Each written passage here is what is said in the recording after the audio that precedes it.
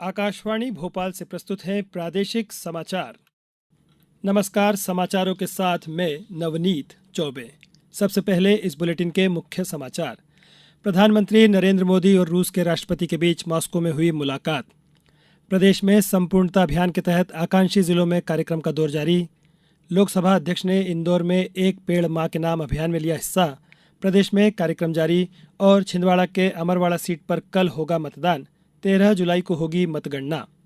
अब समाचार विस्तार से। प्रधानमंत्री नरेंद्र मोदी ने विश्वास व्यक्त किया है कि आने वाले वर्षों में भारत रूस संबंध और प्रगाढ़ होंगे।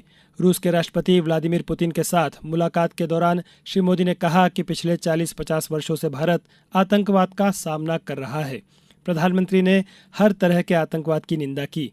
प्रधानमंत्री ने कहा कि जब दुनिया ईंधन की चुनौती का सामना कर रही थी, तब रूस के समर्थन से भारत को पेट्रोल और डीजल की जरूरतों को पूरा करने में मदद मिली। उन्होंने कहा कि दुनिया को यह स्वीकार करना चाहिए कि ईंधन को लेकर भारत रूस समझौते ने अंतर्राष्ट्रीय बाजार में स्थिरता लाने में बड़ी भूमिका निभाई है। इसके पहले भारतीय समुदाय को संबोधित करते हुए श्री मोदी ने कहा कि सरकार का लक्ष्य अपने तीसरे कार्यकाल में भारत को विश्व की तीसरी सबसे बड़ी अर्थव्यवस्था बनाना है। श्री मोदी ने कहा कि आज भारत विश्व को डिजिटल लेन देन का सबसे भरोसेमंद मॉडल उपलब्ध करा रहा है और सामाजिक क्षेत्र की श्रेष्ठ नीतियों से नागरिकों का सशक्तिकरण कर रहा है। मुख्यमंत्री डॉक्टर मोहन यादव आज महाराष्ट्र के प्रवास पर रहे। उन्होंने नागपुर में मां जगदम्बा मंदिर, कोराड़ी और चिंतामणि गणेश मंदिर में पूजा अर्चना कर देश और प्रदेशवासियों के लिए मंगल कामना की है। मुख्यमंत्री डॉक्टर यादव ने यवतमाल के कलम में दीनदयाल प्रबोधिनी पहुंचकर पंडित दीनदयाल उपाध्याय की प्रतिमा पर माल्यार्पण किया। उन्होंने संस्थान के कार्यों के संबंध में जानकारी प्राप्त की तथा उपस्थित प्रबुद्धजनों के साथ पौधा रोपा। प्रदेश के आकांक्षी जिलों में संपूर्णता अभियान चलाया जा रहा है। संपूर्णता अभियान का उद्देश्य आकांक्षी जिले व ब्लॉक में 6 प्रमुख संकेतकों, गर्भवती महिलाओं का पंजीकरण, नियमित रूप से गर्भवती महिलाओं को पूरक पोषण आहार, मृदा परीक्षण कर स्वास्थ्य कार्ड बनाना, बच्चों को पूर्णतया टीकाकरण, माध्यमिक स्तर के स्कूलों में विद्युत सुविधा तथा शैक्षणिक सत्र शुरू होने के 1 माह के भीतर पाठ्य पुस्तकें उपलब्ध कराना है। दमोह जिले में भी यह अभियान चलाया जा रहा है। पेश है एक रिपोर्ट। नीति आयोग भारत सरकार द्वारा चयनित 112 आकांक्षी जिलों में दमोह और 500 विकास खंडों में से दमोह जिले के तेंदुखेड़ा का चयन किया गया है। 1 जुलाई से 30 सितंबर तक संपूर्ण अभियान चलाया जा रहा है। 6 जुलाई को स्थानीय मानस भवन दमोह से इसका शुभारंभ किया गया। इस अवसर पर राज्य मंत्री लखन पटेल ने बताया, नीति आयोग को एक जिम्मेवारी सौंपी थी। उसके आंकड़े जो आए थे लगभग 7 साल पुराना आंकड़ा, इसमें नीति आयोग को जिले मापदंडों से हमारे अच्छे जिले, अच्छे सभी विभागों के लिए जो मापदंड बनाए थे उससे नीचे थे, ऐसे जिलों को आकांक्षी जिले के रूप में रखा गया है। और मैं उस समय इस जिले प्रशिक्षण में गया था, तो अभी ये 6वें नंबर पे आ गया। इस अभियान के तहत चिन्हित इंडिकेटर स्वास्थ्य, टीकाकरण, कृषि, सामाजिक विकास और शिक्षा सहित 6 इंडिकेटर लिए गए हैं। कलेक्टर सुधीर कुमार कोचर ने बताया, इन्होंने 6 अलग अलग इंडिकेटर दिए हैं। इसमें से कुछ इंडिकेटर्स के बारे में मैं आपको बता सकता हूँ। जो हमारी गर्भवती महिलाएं हैं, उनको पहले त्रैमास में ही उनकी जो ANC की जांचें हैं, दूसरा हाई ब्लड प्रेशर और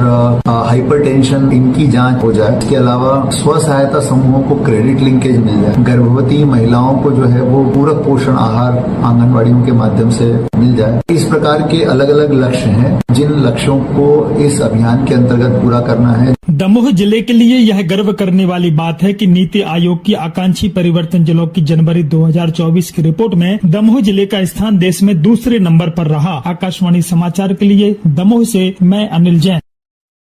लोकसभा अध्यक्ष ओम बिरला ने आज एक पेड़ मां के नाम अभियान के तहत इंदौर में चल रहे 51 लाख पौधे लगाने के महाअभियान में हिस्सा लिया। उन्होंने इंदौर के बीजासन के समीप अटल वन में वृक्षारोपण भी किया। इस अवसर पर आयोजित कार्यक्रम को संबोधित करते हुए लोकसभा अध्यक्ष ने वृक्षारोपण अभियान को समय की सबसे बड़ी जरूरत बताया।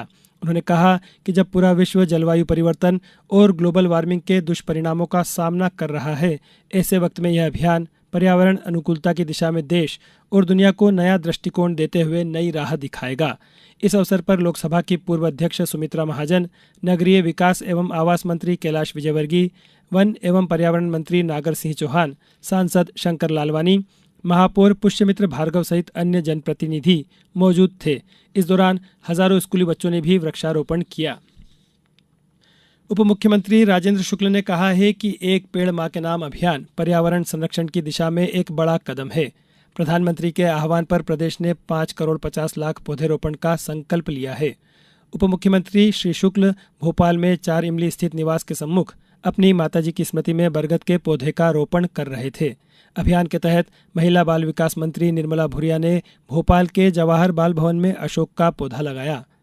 मंत्री सुश्री भूरिया ने कहा कि प्रधानमंत्री के नेतृत्व में पूरे देश में पौधरोपण किया जा रहा है।